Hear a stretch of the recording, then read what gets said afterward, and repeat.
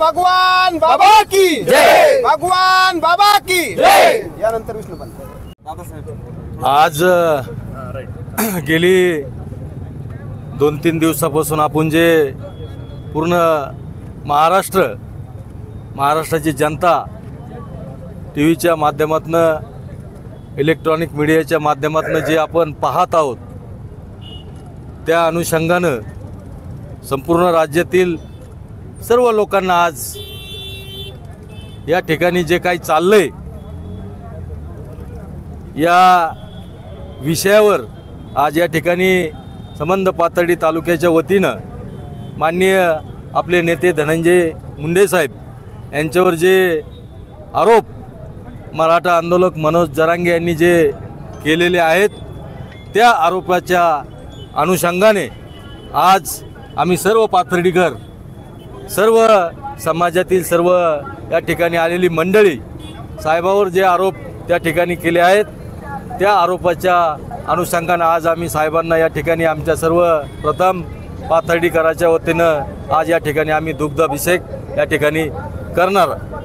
थोड्याच वेळात तो कार्यक्रम आम्ही या ठिकाणी करणार आहोत। या ठिकाणी अनेक वक्त्यांनी संपूर्ण महाराष्ट्रभर ही चर्चा चालू आहे का हे नेमकं काय होतंय, कशामुळे होतंय, काय चाललंय। 2-3 वर्षापासून या महाराष्ट्रामध्ये संबंध लोक या विषयावर वेगवेगळ्या पद्धतीनं त्या ठिकाणी चर्चा करीत आहेत। पण चर्चा करत असताना मी एवढंच सांगतो का आज आमचे नेते विष्णुपंतांनी या ठिकाणी सांगितलं, महादेवबाई यांनी सांगितलं, अनेक लोक त्या ठिकाणी सांगतायत का हे खरं काय खोटं काय आणि हे चाललंय नेमकं कशामुळं, हे चाललंय कशामुळं हे सर्व लोकांना त्या ठिकाणी माहीत आहे। का गेली 2 महिन्यापासून हा जरांगे अंतरवालीत माशा मारीत बसला होता, त्याला कोणी विचारत नव्हतं, त्याला कोणी टीव्हीचं त्या ठिकाणी एखादा चॅनलवाला सुद्धा त्या ठिकाणी जात नव्हतं। कारण 2 महिन्यापासून त्या ठिकाणी महाराष्ट्रामध्ये वेगवेगळी आंदोलनं चालू होती। विदर्भामध्ये बच्चू कडू साहेबांचं आंदोलन चालू होतं, अनेक ठिकाणी वेगवेगळे आंदोलनं चालू होते। मग हा मागं पडला होता सांदीला, मग सांदीला पडलेल्या माणसाला जर पुढं यायचं परत, कारण चॅनलवाला तिकडे काय अंतरवालीत फिरा ना, तिथं बसल्या बसल्या फक्त माशासारखा हानीत होता, म्हणून हा त्यांनी एक केलेला स्टंट आहे, हा मीडियाचा एक स्टंट आहे असं मला या निमित्ताने म्हणायचं। मग स्टंट करीत असताना महाराष्ट्रात फक्त त्याला कोणीच दिसत नाही, महाराष्ट्रात फक्त त्याला बीड जिल्ह्यातील मराठवाड्यातील फक्त आमचे नेते धनंजय मुंडे साहेबांवर खालच्या भाषेत जाऊन टीका करायची।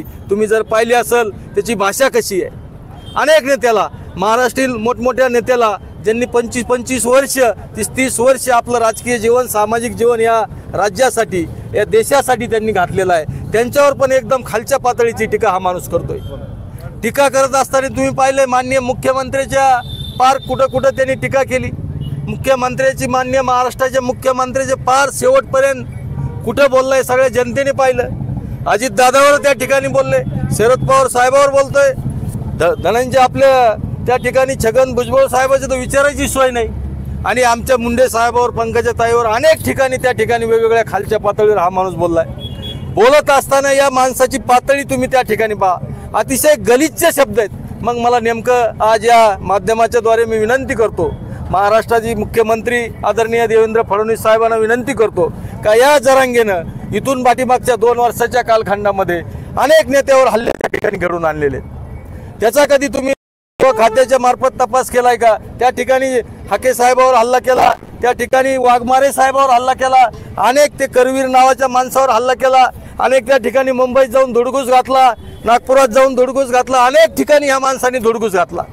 मग मला मुख्यमंत्री साहेबांना विनंती करायची का या लोकांनी जर या जरांगेने एवढं फूस लावून जर एवढे हल्ले केले असेल तर तुम्ही त्याच्या विरोधात काय कारवाई केली हे महाराष्ट्राच्या जनतेसमोर महाराष्ट्राच्या मुख्यमंत्र्यांनी सांगावं, असे मी सर्वांच्या वतीनं आणि मीडियाच्या द्वारे हे जर आदरणीय मुख्यमंत्री साहेबांनी पाहिलं तर या विषयाकडे सुद्धा लक्ष देऊन गांभीर्यपूर्वक त्याच्यावर त्या ठिकाणी गुन्हा दाखल जरांगेवर झाला पाहिजे। या लोकांवर जे हल्ले झालेत याचा मास्टर माइंड हा मनोज जरांगे आहे असं मी या ठिकाणी तुम्हाला सांगतो। नाही, मनोज जरांगेंनी जे आरोप केले ते आरोप नेमकं कशामुळे केलेले आहेत, काय वाटतं तुम्हाला, काय भूमिका आहे? राजकीय स्टंट, मीडियाची स्टंटबाजी करायची, त्याला कोणी विचारत नव्हतं, माश्या पडले होते त्याच्यावर, म्हणून त्यांनी तो आरोप केलेला आहे। नाही, अजित पवारांचे चिरंजीव पार्थ पवार यांचा एक जमीन घोटाळा बाहेर निघाला, आणि जे डॉक्टर संपदा मुंडेचं प्रकरण होतं तो राजकीय विषय आहे, त्याचा काही विषय नाही. मला एवढंच सांगायचं आहे की जी मनोज जरांगेने जी भाषा वापरलेली आहे, जी वेगळी भाषा मुंडे साहेबावर वापरलेली आहे का त्या ठिकाणी तुमचं बीज सुद्धा ठेवणार नाही.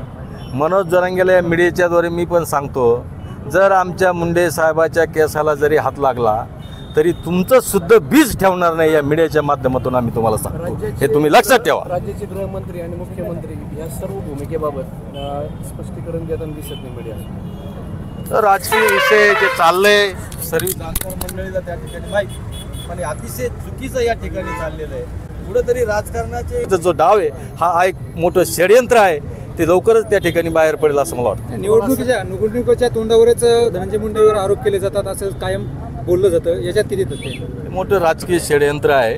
त्या ठिकाणी लवकरच साहेबांनी सुद्धा त्या ठिकाणी मुख्यमंत्री साहेबांना विनंती केलेली आहे की माझी नार्को टेस्ट करा, ब्रेन मॅपिंग करा. या सर्व पोलिसाच्या तपासून या सर्व गोष्टी निश्चित बाहेर येतील. मीडिया ट्रायल चालवलं जाते असं वाटत नाही का Dhananjay Munde target? 100% media trial. आता साध्या लहान मुलांना सुद्धा कळतंय, 1 वर्षापासून मीडिया ट्रायल चालू आहे, 24 घंटे चालू आहे. जिथं काही तथ्य नाही ते आरोपात सारखं मीडिया, सगळ्या मीडिया तिथंच धावतायत, दुसरीकडे काही विषयच नाही. त्यामुळं नगरपालिकेच्या निवडणुका आल्यात आणि त्यासाठी धनुभाऊला कसं बदनाम करावं आणि बीड जिल्ह्यामध्ये वर्चस्व कसं कमी व्हावं म्हणून प्री प्लॅन करून काही असे लोक हाताने धरून हा कट रचलं, ही अत्यंत निंदनीय बाब आहे. त्यासाठी सगळी जनता समजदार आहे, ह्या भूलथापाला बळी पडणार नाही असं माझं मत आहे. दादा, तुम्ही पवार साहेबांचं, गोपीनाथराव मुंडे साहेबांचं राजकारण बघितलं, तुम्हाला असं वाटत नाही का जरांगे पाटील हे पवार साहेबांचंच काहीतरी बोलून सांगून ऐकतात, बोलतात? आता खरं सांगू का, त्या बाबतीत त्यांच्या बाबतीत चरित्र आमच्या गाडी बसल्या, आमच्या घरी एकत्र जेवलं अनेक वेळा, परंतु ह्या बाबतीत माझ्यासारखे छोट्या माणसं त्यांच्या सगळ्या गोष्टी बोलणं मला पटलं नाही. आपण साधे कार्यकर्ते आहेत, त्याचा पर्सनल ओळखतात, पण वस्तुस्थिती आहे. 3-4 दिवसापासून जो मनोरुग्ण जरांगे आहे, या जरांगेनं आमचे नेते धनंजय मुंडे यांच्यावरती जे आरोप केलेत ते आरोप केवळ एक मीडिया ट्रायलचा आहे. त्या आरोपामध्ये कुठलंही तथ्य नाही. एक प्रसिद्धीसाठी गेल्या 2 महिन्यापासून त्याच्याकडे कुठली मीडिया फिरकत नव्हती आणि स्वतःच्या प्रसिद्धीसाठी ती एक स्टंट केलेला आहे. म्हणून आमच्या शासनाला विनंती आहे की आता तात्काळ त्याचे, जर धनुभाऊने स्वतः सांगितलंय माझी नार्को टेस्ट करा, ब्रेन मॅपिंग करा, तशी जरांगेची पण नार्को टेस्ट आणि ब्रेन मॅपिंग केली पाहिजे.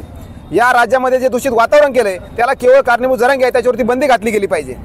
निवडणुकीच्या काळात धनंजय मुंडेवर असे आरोप होतात आणि मराठा समाजात धनंजय मुंडे कसे विलन आहेत हे दाखवण्याचा प्रयत्न का होतो? काय वाटतं, काय भूमिका आहे? नक्कीच आमचे जे नेते आहेत या धनंजय मुंडे हे कुठलंही जातीपातीचं राजकारण कधी यांनी केलं नाही. आजपर्यंत त्यांनी कुठेही जातीपातीचं राजकारण केलं नाही.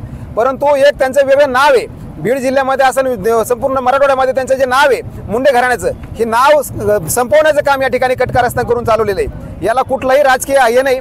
केवळ एका व्यक्तीनं गंभीर अशा स्वरूपाचे आरोप करायचे आणि मीडियाचं कुठेतरी दुर्लक्ष, जनतेचं दुर्लक्ष करायचं आणि स्वतःची पोळी भाजून घ्यायची. निवडणूक आले म्हणून स्टंट केलं.